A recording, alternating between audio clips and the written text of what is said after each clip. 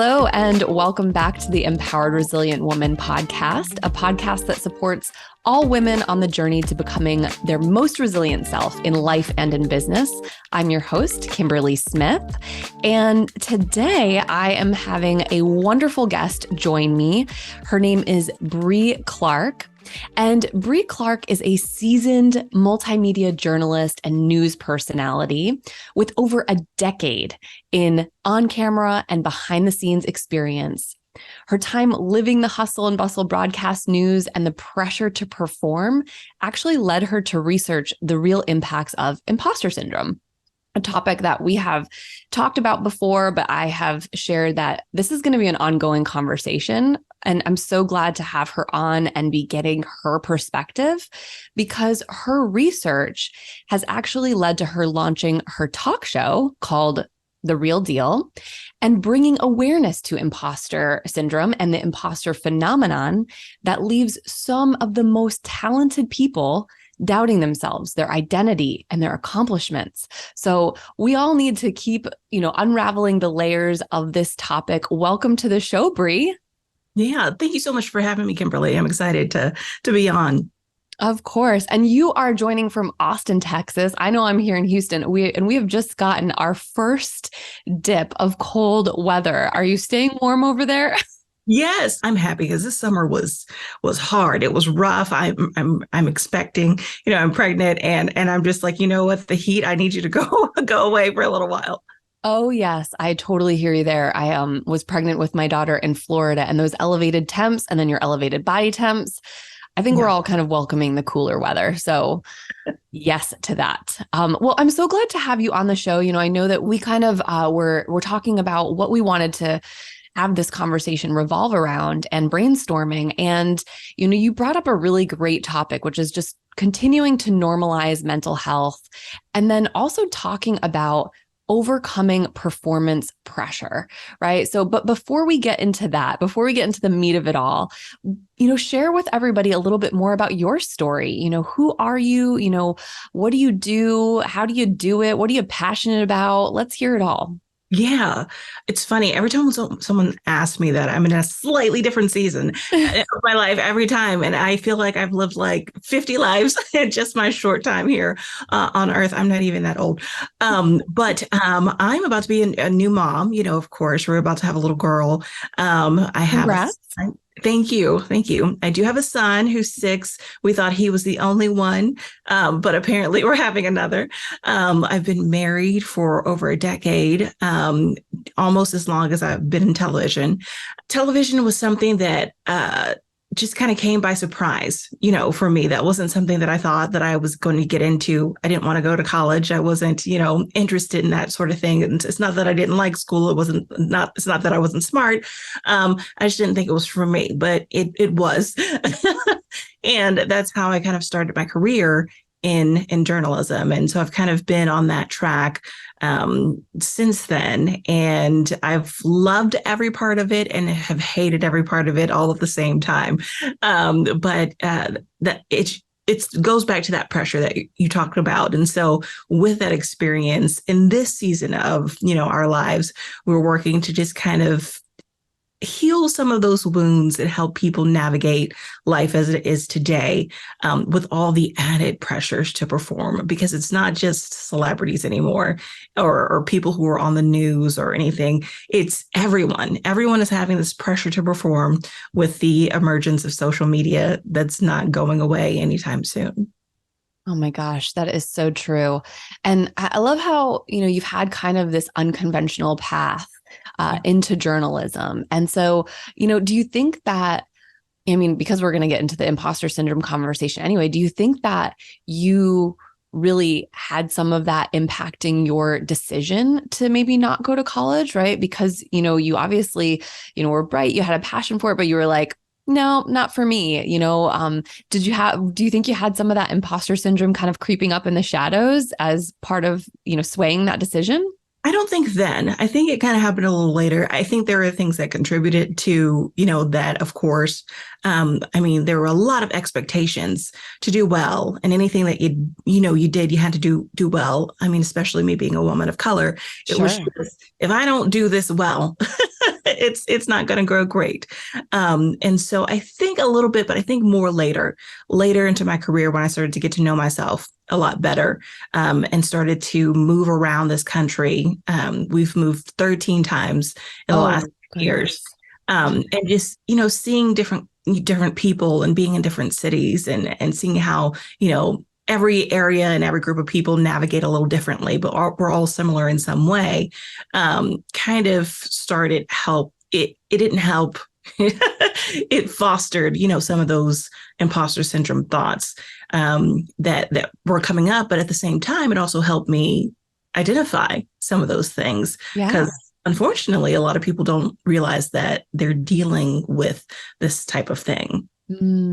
So a lot of moves, of course, that is definitely going to throw you for a loop. I mean, I've talked explicitly about my relocations across country and, feeling unrooted, right? Like feeling disconnected, feeling like you didn't really truly have a support system or a community. Um, and then, of course, the love and hate of this industry that you've been in, that's I think about a lot like the dichotomy of life, right? And kind of the light and the shadow and the juxtaposition between all the feelings that we can have at any given time. And so, what were the things that you really loved about, your journalism career, being in the media, and maybe what were some of the things that you really hated? Obviously that pressure to perform is probably in that category, but I'd love to kind of hear you talk on that. Yeah. So the things I loved telling stories, and that's kind of what got me into the industry. I didn't realize that, there was I didn't think of journalism as a storytelling profession, which is crazy now to even say. If you have any other fellow journalists listening, they're gonna be like, what? But it just wasn't the first thing I thought about. I thought more about film and those types of things, writing books and literature. And English was one of my minors because of that. But I had a professor who saw me goofing out off with my friends in the control room at my university. I hadn't really declared a major yet. He saw me goofing off and he said, "This is what you need to do." And it was nice to get that validation that I was naturally good at something that I wasn't even trying at, you know. But I also got a chance to tell stories and you meet different people every day. You get to hear their stories. You get to amplify voices that otherwise might not be heard. Mm. That's what I loved about it. Is there's people's stories that need to be told, and they don't know the first thing about sharing that or getting it out there. And also just creating change, within communities, just by doing a story, just by saying, hey, this is what's happening, and making people aware. It can change the whole dynamic, of that community. And I love that. That's really what attracted me to it. Also, the glam part of it also. I mean, I'd be lying if I said that wasn't something that a lot of us like about it. But if you go into this field thinking that that's it, you're sorely mistaken, because yes, there's hair and makeup, but you do all of that yourself. Yes, there's a wardrobe, but you buy all of that yourself. You're your own cameraman nowadays. You don't have someone that goes out with you. You edit your own stories. You write your own copy. You upload to the web. Wow. There's a lot that you do. But I loved the hustle and bustle of it. But at the same time, some of those same things that attracted me to this profession caused a lot of thoughts of doubt, and you attach your self-worth to a lot of it. And at some point you forget where you begin and where your job ends. Your identity kind of gets wrapped up into it, because you are putting yourself out there and you're having to put your best foot forward every single day, not just when you're on camera, but when you're at the grocery store and when you're out eating and when you're at home. And so there's a lot of pressure. And that was the part that was really hard to deal with, to navigate, it takes some really strong mental gymnastics to be able to navigate that on a daily basis. Well, and hearing you talk about it, I mean, clearly, I mean, first off, yes, telling stories of individual people who can't tell their story themselves, building community through just awareness, right? Because we're also in our little world, every day. And I do think that people watch the news to really understand what's happening locally, what's happening in their community with other people. What are some, positive causes maybe they can get involved in? How can they connect with others? I always, of course, the news can be a little depressing, Yeah. but I always love a lot depressing, right? I'm always wishing that they highlight more of these kind of grassroots stories and things like that. But it definitely, it's heartwarming to see your passion about it. And at the same time, I can really empathize because, I see even our local news media personalities here in Houston, and they have huge followings on social media, even just their personal accounts. They have become almost like local celebrities in a way because people watch them every day. They maybe see them on the morning show or different time slots, and they connect with them. And that's what obviously the media personalities want to do. They want to connect with people's audience. They want to gain those loyal followers and people who will listen and watch them. But that is, where do you draw the boundaries of your personal and professional life? That's a big question. So when did you really become aware that this was impacting your mental health? And how did you then kind of shift gears to making your mental health a priority, even amidst that spotlight? It wasn't until I became a main anchor at one of the stations. And before that, the main anchor is the person that you see all the time, every weeknight, prime time air. And there was a station that called and said, "Hey, do you want to come and be our main anchor?" And right off the bat, I was like, "Hey, I think you'll have made a mistake. I don't think you called the right person." Because I was a stay-at-home mom at that point. I had shifted. My son was almost 3 years old, and I had spent that whole time, him and me, just at home. I had my, own consulting, thing that I did for podcasters and stuff like that. But I wasn't in the news. I wasn't in media anymore. Sure. And so when I got the phone call, I immediately was like, I don't think you don't have the right person. There's so many other people you could call to do this, and I think I even said that to the general manager. I said, "Hey, you called Bre Clark, you called Bre Clark, right?" And he's like, "Yes, I know who I called," and we went forward from there.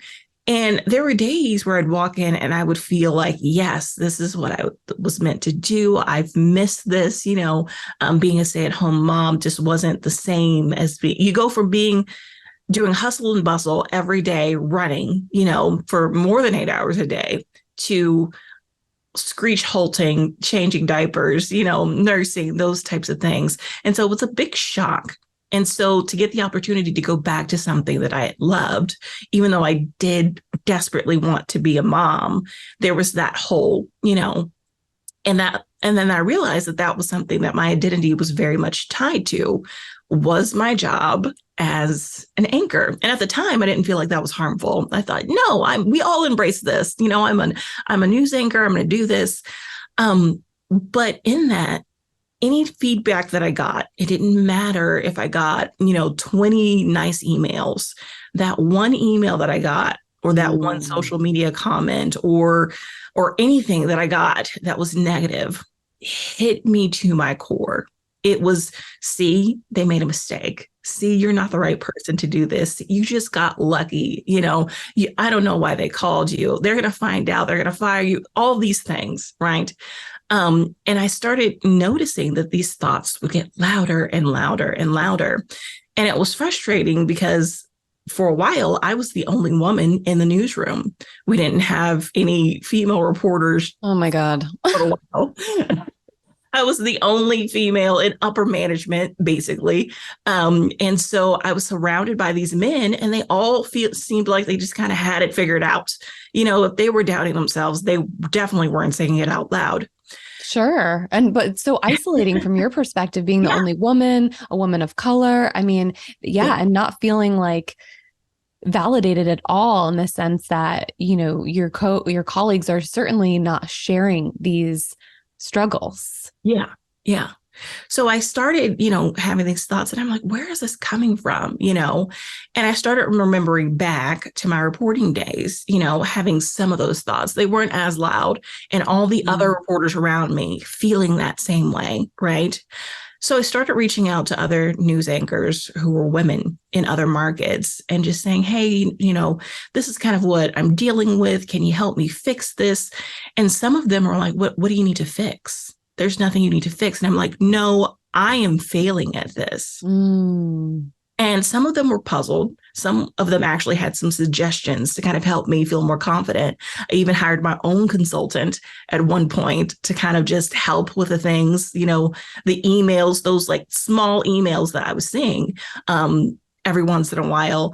And eventually I thought, okay, it can't possibly be this bad. I even had my consultant say, you're a little too hard on yourself.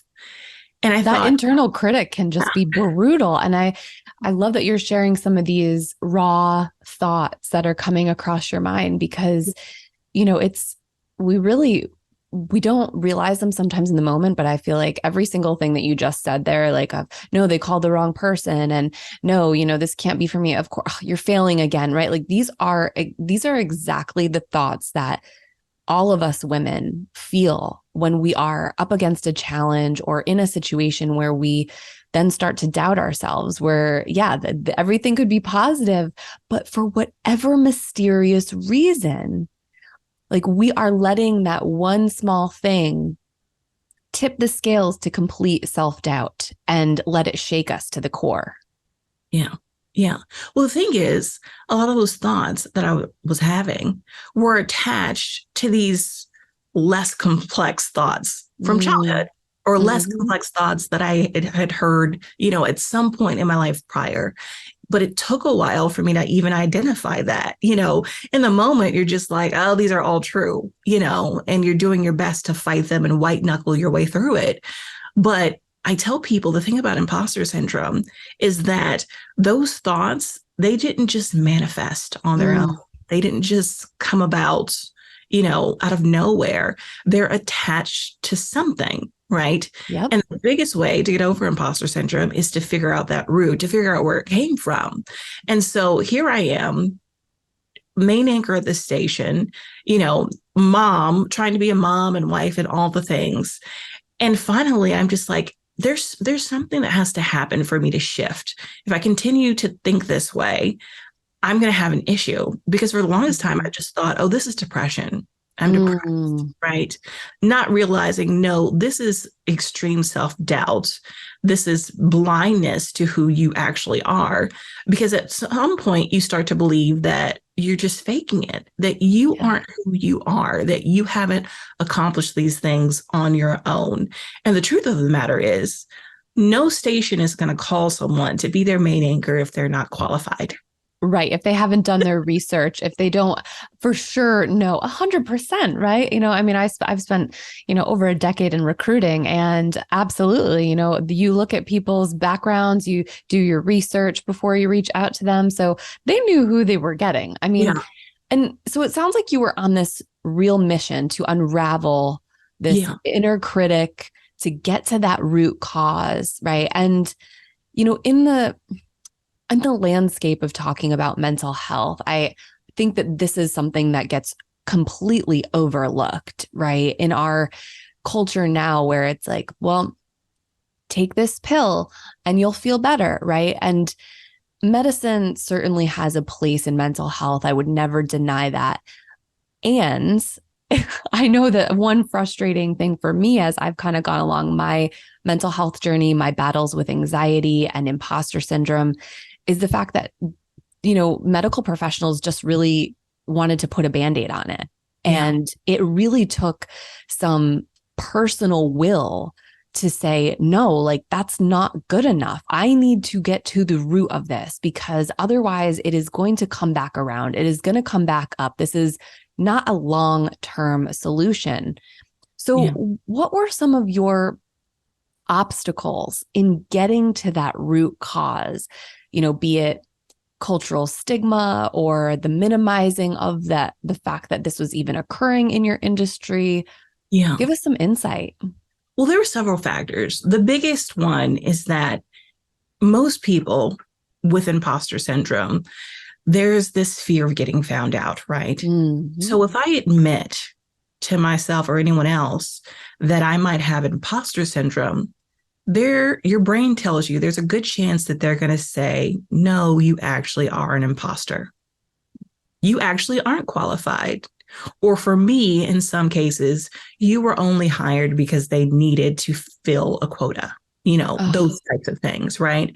So you're worried that they're going to validate or confirm this lie that you're telling yourself. It's like, well, maybe it's not a lie, maybe I'm having these thoughts because that's true, right? So that was one barrier there. That a lot of people have. But the other barrier is all these other things that get attached to imposter syndrome, depression and anxiety that sometimes speak a lot louder and are a lot easier to identify than imposter syndrome, right? Mm-hmm. Because if you're not telling people, I feel like a fraud, I feel like I'm unqualified, even though X, Y, and Z, they're not going to go to imposter syndrome right away, especially since there's so much, it's so new in the research that we're doing now. We only have that one study done back in the 70s, right? So people are just now starting to untangle it. And a lot of people are also getting it wrong, when they come up with, what imposter syndrome is and what it looks like. So that was an issue. So my depression was screaming louder and my anxiety was screaming louder than imposter syndrome. It was like, oh, I am sad. I'm thinking that I'm sad because I'm tired and all this. No, I'm burnt out because I'm trying my best to mask the fact that I'm being my 110% at all times. I'm tired. I'm exhausted, right? I'm anxious because I'm worried that if I don't do X, Y, and Z, that I don't do it all by myself, that if I don't do it perfectly, that someone is going to call me out and say, you know what? You aren't competent. You aren't good enough. You shouldn't be here, right? And when your identity is attached to your job as closely as mine was, to hear that isn't just to hear you're not good at your job. It's to hear that you aren't good. That you yourself, you're not good, right? So I had those obstacles. So yeah, I did go to therapy and it took me a while. I went through a couple of therapists before I found the right one that helped me identify myself that I was dealing with imposter syndrome. I don't think if I had ever, I heard the term before, so I knew that it was out there. And that's why I really wanted to do the show, to let people know that this is a thing. Yes, it's a real thing. Yeah. I know. And our previous episode around imposter syndrome was a lot of kind of research based and, me kind of sharing like the hardcore facts about it. Right. And what I could really gather. And certainly, I've experienced it as well. And, that is one of the complexities of mental health is that all of these things, right? Anxiety, depression, burnout, negative thought patterns, imposter syndrome, just they are independent symptoms. Yeah. And sometimes diagnosis, right? When we're talking about generalized anxiety disorder or depression, clinical depression, but they can exist on their own together. One can lead to the other. Yeah. There's no real order that these things come about. It's not like, oh, well, first you're going to have, some really mild anxiety and then it's going to go to stage 2. Like there's no map about it. It looks different with everybody. And that's why, one of the conversations, and, I've taught workshops on this and stuff too, in terms of identifying what's really happening in your mind, in your body, with your nervous system, is that, it could really start from something small and it most likely will snowball, right? If you don't get it under control, if you don't kind of, get the care that you need and the mental health support that you need early on, it does really pose a threat to so much of your livelihood, whether that's personal or professional or relational with your, marriage or partnerships or whatever that might look like. So it's not something to be minimized at all. Yeah. How was this kind of minimized within your position in the media? Did you feel like people were trying to cover it up? Because it sounds like once you started to have these conversations, you really did find evidence that, hey, I'm not alone. Other people are experiencing this pressure to perform and be X, Y, and Z all the time is high. And that is weighing on people in a serious way. Yeah. There's kind of a joke that I thought was funny at the time. And as I've grown and done this work and have kind of left that culture, it's, if you're going to cry, do it during a commercial break, right?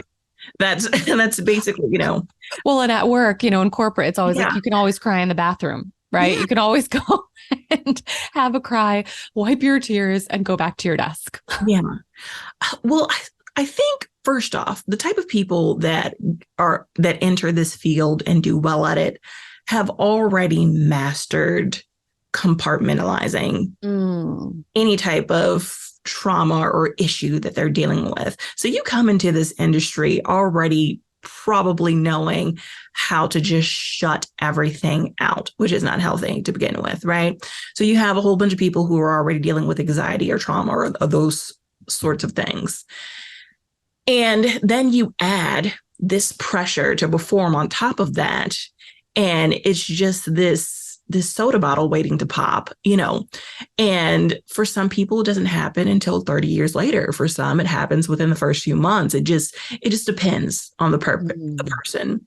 And so as I was talking to people, I was hearing the same type of frustrations that all boiled down to self-worth. It's, am I good enough to do this? Am I good enough to live up to who these people think I am? And that was the issue. It was that you're asked to look a certain way, dress a certain way, talk a certain way, strip a lot of the things that make you who you are, right? They want you to keep some of the things that are good for ratings, right? But some of those things that don't work as well, like for me, I said, a lot. I'm from Houston, and so I had a little bit of a twang. And they didn't want that, get rid of that, right? And so it's like, that's going to be a little hard, right? But then you're constantly being told, be yourself, be yourself, be yourself, but not these parts, not this part. Let's take this part away. Let's change your hair. Let's change your makeup. If you feel, a certain way about this, leaning one way or the other, you just that out because you're supposed to be biased, right? So in the industry, you're just asked to take a lot of the things that make you slightly different and hold those back unless they, boost, your popularity in some kind of way. But anything that draws attention away from the station that might look bad or damaging, you take and you stuff that down, right? You don't let anybody see that, right? The other thing is that you're dealing with these stories that are sometimes just heartbreaking, right? And to deal with those, you have to take a little bit of your humanity away. You can be compassionate, but not to the point where you're bawling on air, right? That's starting to shift. And I'm excited about that. As I'm starting to watch the local news in different places, in different areas, people, this younger generation, they're starting to embrace who they are. And a lot of the stations have no choice. I mean, that is who you have to pick from. Sure. Full on rebellion. Yeah. And I love it. They're like, look, I'm not going to change my hair just, to fit what you think people would like. I mean, you hired me, so this is what I look like, those types of things. But the culture from when I started was very much, yes, you can be you to a certain extent, but that you have to fit that in this mold some kind of way. take away whatever you need to take away, but you have to fit this mold some kind of way, because that's what people have always watched. That's what's worked. That's what we've always done, so let's do that. And so those are things that I was starting to notice. And I can't tell you exactly when I started to notice and felt like it was an issue, because I'm pretty sure I noticed from the beginning and I felt like it was fine. But there was some point where things started to shift, probably when I started to do my own work, where I decided, this isn't quite okay, especially when I started to move from market to market, because I will say that the smaller the town you're in, the easier it is to kind of be yourself. Oh, really? Interesting. So, and I was going to say, like, maybe the smaller the town, like the smaller of a box that you have to put yourself in. But, Yeah. that's here where the problem is, right? Yeah. Because you're so passionate about the industry. There's so many good sides to the industry. And then you are asked to kind of put these authentic parts of yourself on the shelf and leave them behind. So yeah, no doubt that would make anyone question themselves and kind of leave you with that question mark of, well, am I good enough? Do I deserve to even be here? Why do they even like me if I'm asked to kind of not show these sides of myself?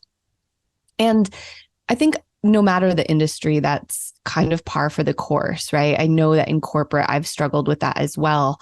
I've never felt like I could truly be myself. Yeah. There were times where I did, right? And to be honest, Bre, I'm a rule breaker, right? I will challenge the status quo. I will challenge this is always how we've done it. So this is, I don't like those things. I love raw authenticity. And I truly think that is when we thrive the most, is when we can be our authentic selves and not worry about like, well, what's cool, right or wrong or perfect or the best or whatever. Like that's just, nonsense. It's just head trash. Yeah. But how do you make peace with it? How do you exist in those circumstances? Yeah. And over time, everybody has their breaking point. You can only put a square peg in a round hole for so long before, the pressure on the sides really starts to build and before something snaps. And that's usually what we see in the course of somebody really reckoning with their mental health and really learning to prioritize themselves as a person, practice authenticity, prioritize their complete well-being, physically, mentally, emotionally, spiritually, is like there's this breaking point, right? There's something that happens where they can't take it anymore, whether it's at work or at home, in their partnership, or maybe a health diagnosis or something that kind of wakes them up from, hey, you know what? It doesn't have to be like this. There's a better way. Yeah. And I love that they're apparently this new generation of people in the media, they're kind of being like, yeah, no, thanks. I'm just going to be me and, we'll see what happens. Yeah. I personally think that's way more relatable, right? Like nobody wants to, well, I don't know. I mean, I do think that there are people out there who probably live in the illusion that, right, like celebrities and people in the media and whatever, they're just these perfect people who never make a mistake and don't have any skeletons in their closet. But then at the same time, the general public seems to feed off of this stuff too, when something comes out about a celebrity or a politician or whatever. And it's like, yeah, some of it is terrible. And then when you really think about it, it's like, well, these people are human. We make mistakes. You have permission to be human, right? And your humanity, whatever it is, however you were made and stitched together, it's important for you to be that, right? And sometimes you are that and you have people make you feel like that's not authentic, right? There are times where I felt like I was being my most authentic self. And I'd have someone write in and say, why are you doing like that? Why are you acting like that? That's not you. And so you have these strangers who think they know you because you're in their living room every night, right? And they try and tell you who you are. And that's the biggest thing, is you have these people trying to tell you who you are and who they expect you to be. And you're sitting there just trying your best to make everybody happy and yourself happy which is impossible. And Impossible. so, yeah, you have to get to a point where you just don't care. I had a mentor who, when I would call her and tell her these things, she would just say, well, F them, Bre. Like, just F them all. And I'm like, what do you mean? What are you talking about? I can't do that, I like but her. yeah, yeah. But to go back to kind of what you were saying, you said about coming to this breaking point, right? When you are trying to please everyone, when you are trying to do all the things. Mm. And that's why I tell people that there's hope in the healing, right? You're not going to completely eradicate your imposter syndrome or your depression or your anxiety or whatever issues you're dealing with. That's not going to happen. But there is hope in the healing, because when everything around you starts to break, which is what happened for me, it wasn't just on air. There were things in my personal life that were also breaking apart.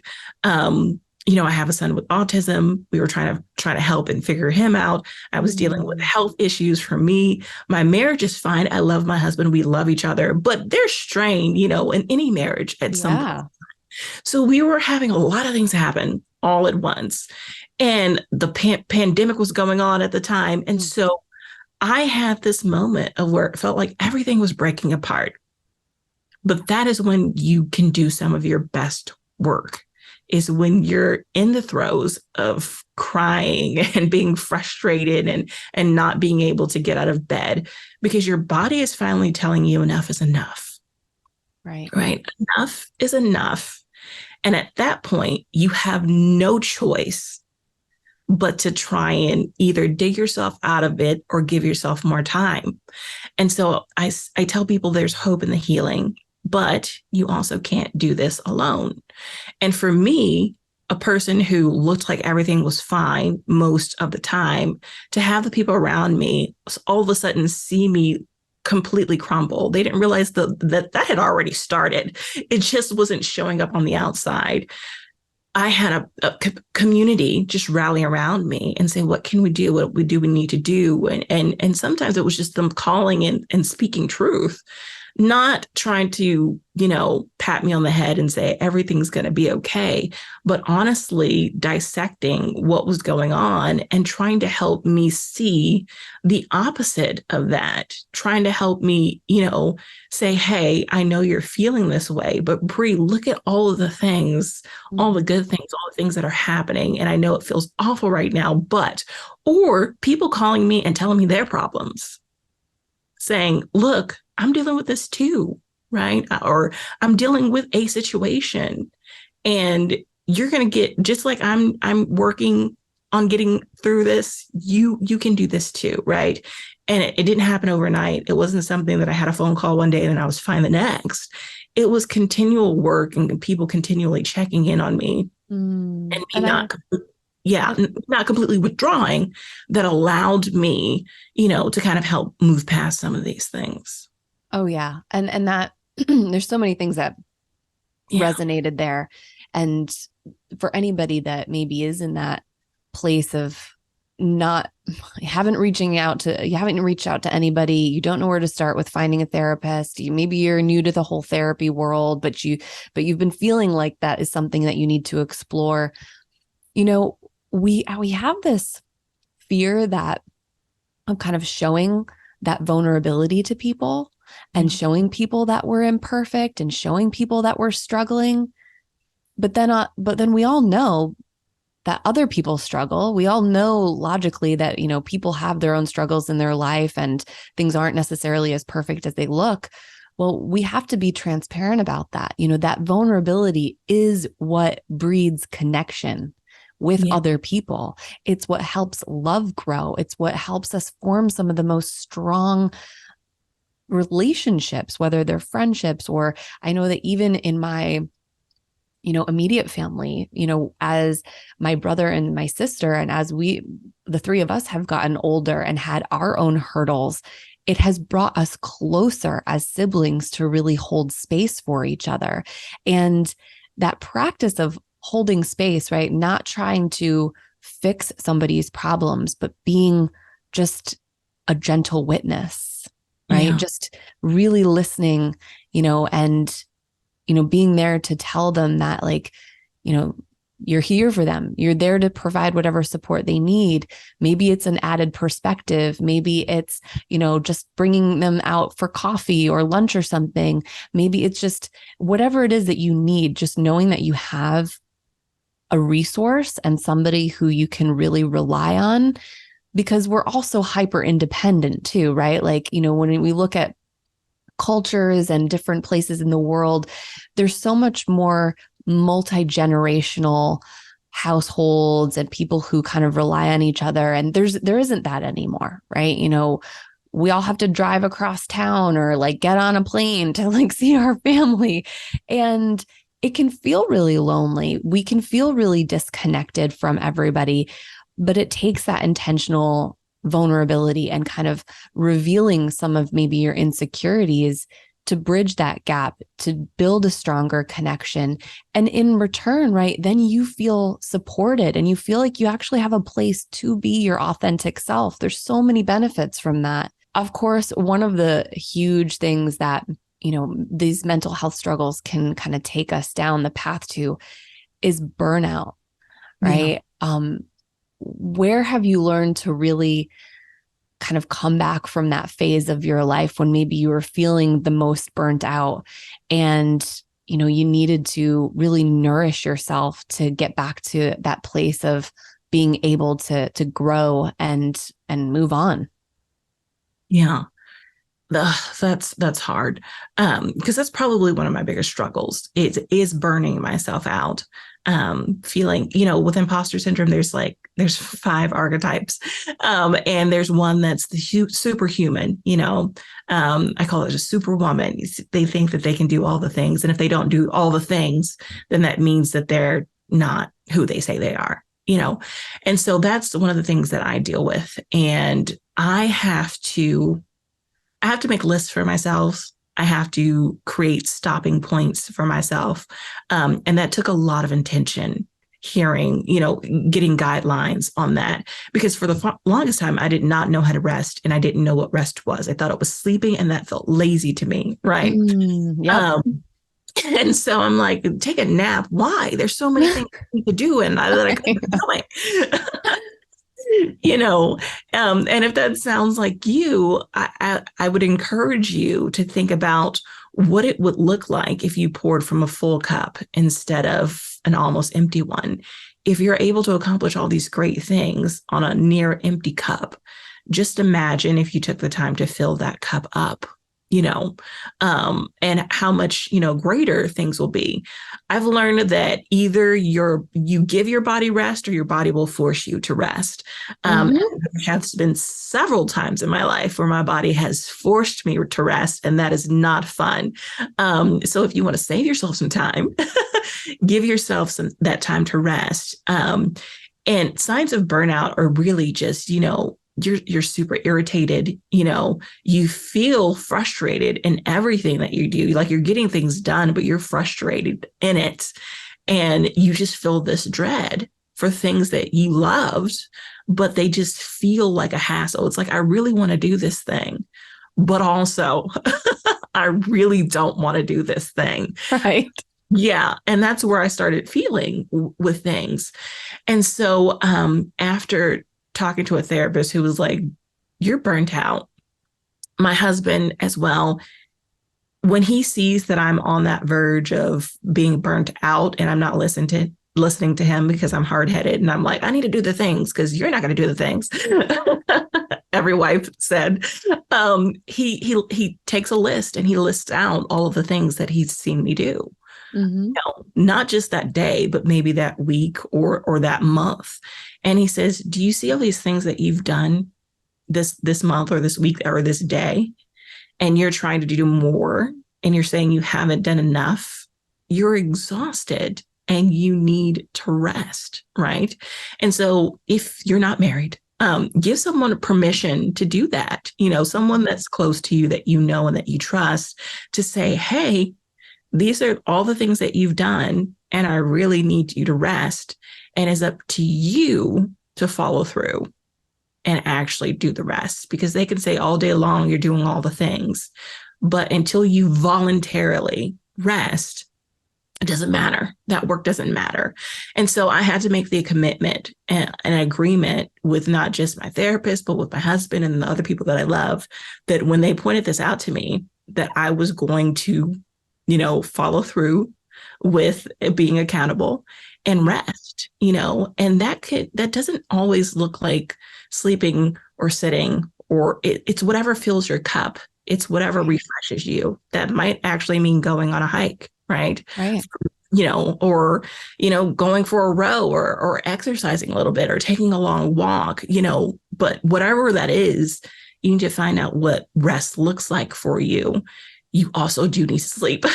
Yes, absolutely. I am a firm believer of like 8 hours of sleep a night. Like I'm early to bed, early riser. But, one of my favorite ways to kind of practice rest is to pay attention to my pace and to really practice not rushing. Yeah. I feel like with burnout, there's always this really false sense of urgency behind everything, right? Whether it's cooking dinner or doing laundry or doing like whatever menial tasks or doing work-related tasks. It's always, okay, how fast can I get this done so that I can move on to the next thing, right? And I totally love crossing things off my to-do list. That is one of my favorite things. It feels good. It does. It a little hit of dopamine. I mean, never hurt anybody. But we do become addicted to that, right? Whether it's like through our cell phones or through these, acts, but so often we're not giving ourselves credit for all that we're doing. So I love that you're talking about having somebody else kind of hold up the mirror to you and say, hey, girl, do you know that you have done all of this stuff in the last 24 hours or the last week? Like, give yourself credit. Okay, now it's time to pause and rest. And that's something that, for me with burnout, I used to notice that I would rest for like, a week, and then I would get right back into that vicious cycle. Yeah. And that's the thing with burnout, is that it's very cyclical. A lot of people don't understand that, okay, there is a way of pacing ourselves just day to day that can really create more productivity in the long run, right? Less downtime when you're recovering from burnout, because you really need constant recovery. It's not just when you're at your absolute lowest and your cup is completely bone dry that then you need to refill it. You need to keep nourishing yourself at every stage, through, even I love to do like these micro moments of self-care throughout the day, whether that's just taking 15 minutes and removing any technology, sitting in the sun, having some tea in the afternoon, like whatever it is. There's so many ideas, but yeah, having somebody hold you accountable, not rushing, practicing that like realistic sense of urgency and pacing yourself, because burnout is a bitch and it will sneak up on you for sure. And you'll eventually start doing that for yourself, right? Right. It's with someone helping you, but eventually you'll start either hearing their voice, in their head, or you'll start doing it yourself. Because I'll write things down, and don't overgeneralize. Don't say I clean the kitchen. No, you put the dishes in the dishwasher. First, you unloaded it probably. You put the dishes in the dishwasher. You wipe down the counters. You wipe down the stove. You mopped. It wasn't just I cleaned the kitchen. Like, there are a lot of steps to that, and you need to give yourself full credit. Yeah, full credit, 100%. And so that can work, for work as well. But burnout is a big thing, and it's one of the biggest signs of imposter syndrome, especially if that it's reoccurring. If it's, in a season, you can find yourself burnt out. New moms can find themselves burnt out. You start a new job, get a promotion, you can find, or you're trying to get a promotion, you can find yourself burnt out. But if you have this cycle of burning yourself out over and over and over and over again, you're probably dealing with imposter syndrome. Yep, I would agree wholeheartedly. Well, Bre, this has been an amazing conversation. We are going to go into our little lightning round so that we can get some more insight from you. What are three, or tell us three words that kind of describe you today or who you're kind of aspiring to grow into? I'm kind of obsessed with this idea of evolving as a woman, as a person, as a human. And, who we are today isn't necessarily who we're going to continue to grow into.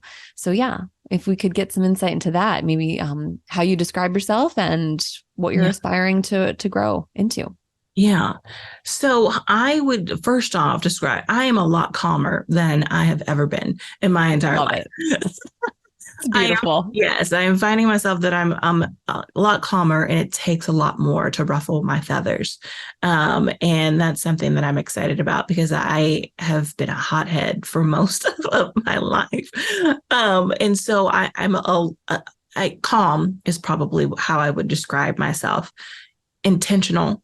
I'm a lot more intentional now, not just with my time, but the people that I have in my life, the people that I give my energy to, and what I give my energy to. If I don't want to do it at this point in my life, I'm probably not going to, unless it's something that my family needs me to do. I'm not doing it. And so calm, intentional, and looking for growth. So growth is probably one of the big things. Not only have I grown a lot over the last 5 years, probably, but I'm still growing. And I feel that every day that I'm growing. And that's something that has been pretty exciting for me because I feel like there was a point in time in my life where I wasn't necessarily growing in the way that I would want to. I feel like there was a lot of weeds that were getting giant, but I don't feel like I was necessarily growing in the way that I wanted to. So I feel like at this point I'm growing. My family's growing. Amazing. Yes. Yeah. And so there's a lot of change that is happening and a lot of evolving. And if I live to be, 80 years old, there's a lot more, growing that's going to be happening. It's continuous. That's right. It never ends. Now, what about patience, humility, and surrender? Which one do you struggle with the most? Oh, Lord. Patience and surrender almost are tied, right? Yeah. It is really hard for me. It's been hard. It's just been a struggle to surrender, but I'm starting to embrace that a lot better. Where I'm like, you know what, this isn't working, or this situation is getting more of my energy that I want. So I'm letting it go. But patience, I'm still struggle with that. Yeah. It's tough for us all. Yes, I want things to happen now. And if they're not happening now, or I'm not seeing results now, I get pretty frustrated, or I think, oh, I'm doing something wrong, or you're doing something wrong, So patience is my biggest. That's one of the biggest things that I have an issue with. So. Feel you on that. What about what does it mean to be empowered to you? What does that mean to be empowered as a woman, as a person, as a mom? Yeah. Being empowered for me, what I think as a woman is when you come to the realization that there is no end all be all, right? Seasons come, seasons go, things change, you grow, you get older. The things that you were worried about a year ago probably don't even seem to be as big. Or there are things that were small that are now huge. They feel like mountains, right? But there is nothing in life that's the end all be all. And I feel like that is what it means to be empowered. When you finally recognize that, when you recognize that life is life happens, right? But that does not shake and break you to the point to where you can't continue to move forward, right? That is when I feel like you are fully empowered, when you realize that there's no end all be all, that life continues. There's always solutions, right? I love that we always think that, gosh, if I make this choice and it doesn't work out, then I'm screwed, right? And the thing is, no matter what steps we take, there's always going to be new steps from that place, that new point. What or how are you committed to being resilient? Yeah. Oh, rolling, kind of back to what I was saying before, just rolling with what things when things are happening, knowing that if something happens, that doesn't necessarily mean that I failed or I did something wrong, right? Out of some of my biggest failures have come my greatest triumphs, right? If Yes. stepping away to be a stay-at-home mom, and doing the business that I did as consulting, I don't think I would have been able to take the opportunity to be the main anchor at a station. I had colleagues that were continuing to go on to their next station and next station. I was frustrated because I'm like, I had a head start, now I'm behind, because I graduated from college when I was 19, 20 years old, and so everybody else was a lot older. And I felt like, oh, I had this head start and now I'm behind. But I don't feel like that would have set me up to where I needed to be. Everything that has happened in my life has set me up for a different type of success. I wouldn't have my talk show if I wouldn't have experienced imposter syndrome, right? Or these other mental health issues. I wouldn't be able to help people if I didn't know. I wouldn't be able to empathize, right? So being resilient is just me embracing everything that's happening, the good and the bad, and just taking that next right step, whatever that means for that time. Absolutely. What do you love most about being a woman? Yeah. Oh, what I love most, probably my hair. You do have great hair. You do. I like, I really like just there's so many facets to being a woman, right? And there's so many neural pathways when you're a woman. I mean, I talk to my husband all the time and I'm like, what are you thinking about? And he's like, nothing. And I said, how could you possibly be thinking about absolutely nothing, like nothing at all? I get the same answer from my partner too. So you are not alone. And I am always like, how does that, what would that be like? Because I truly don't know. So yes, and so I have my son and I love my son. But there were things that I'm like, oh, you guys really we are made up a little differently, Oh, yeah. when it comes to how we feel and think and navigate through this world. Not everybody would agree, but that's just, as being a mom, that's what I've observed. And so now being able to have this little girl, I'm pretty excited because I just feel like we're going to have different types of conversations, Oh, absolutely. and different types of things that are happening.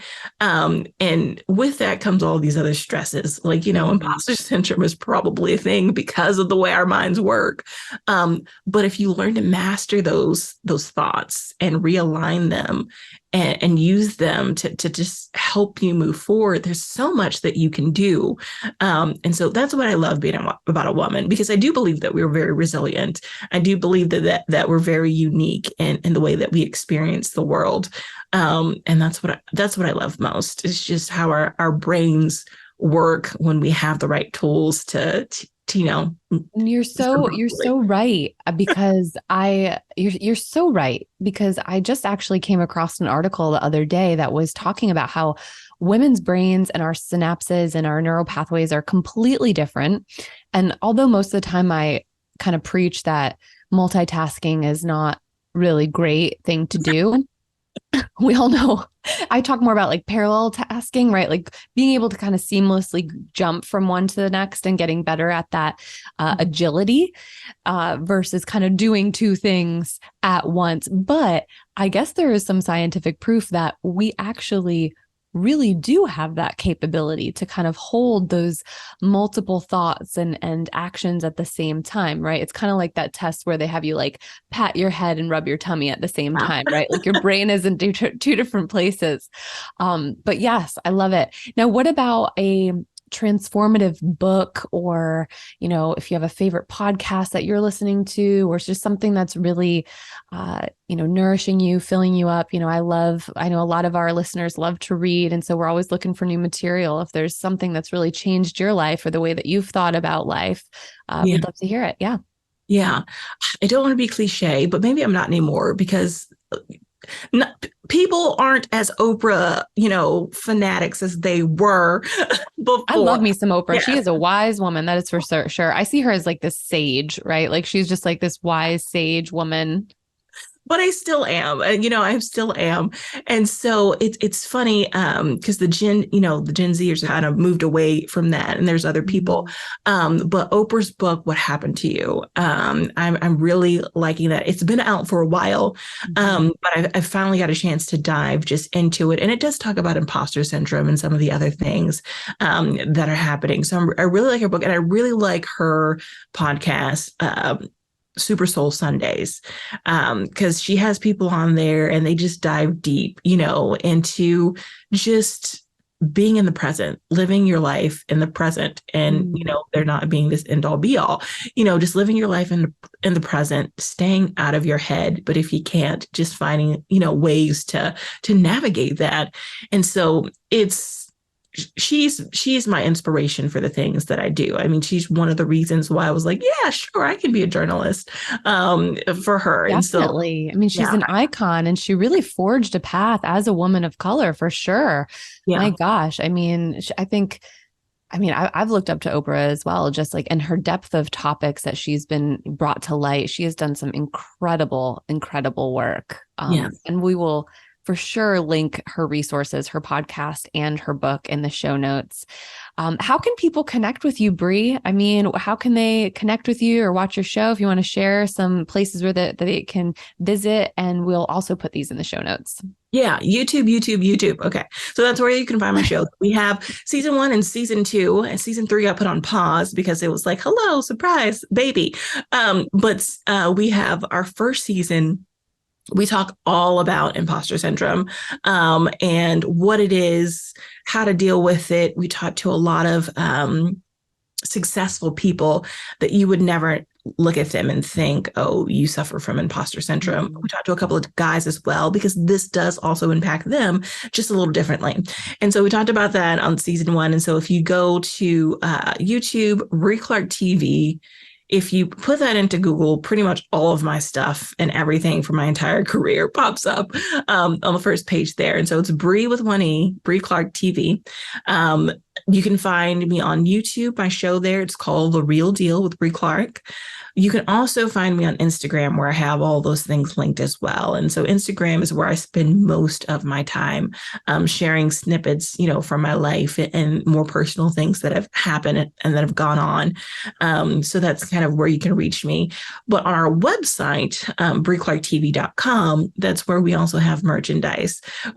So for our show, we came up with the slogan, "You are the real deal." Right. Love it. Because with imposter syndrome, you just think that you're faking it. It's not that you're trying to make people think that you're someone else, because that's what people say imposter syndrome, and they're wrong. Okay, they're wrong. That's not what it is. It's you being 110% yourself all the time, not feeling like you're that person. So that is why we created, The Real Deal, and all of our merchandise says, I am the real deal.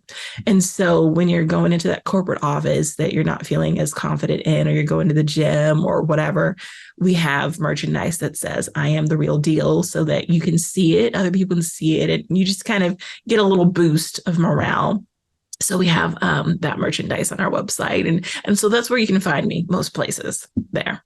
Awesome. Thank you so, so much for being here, Bre, for sharing your wisdom just around your life story and, how you got from where you are to, where you are now, and all of the hurdles and how you've overcome some of those challenges. We all know we learn from each other's stories. So thank you for being here and giving your time so graciously. We really appreciate it. Oh, thank you for having me. Of course. And to all you listeners, thank you so much for being here, for your support for the Empowered Resilient Woman podcast. If this episode spoke to you, share it with a friend, tag me on Instagram at kimberly.brook.smith. I definitely look forward to our next conversation, and keep shining. Have a great day.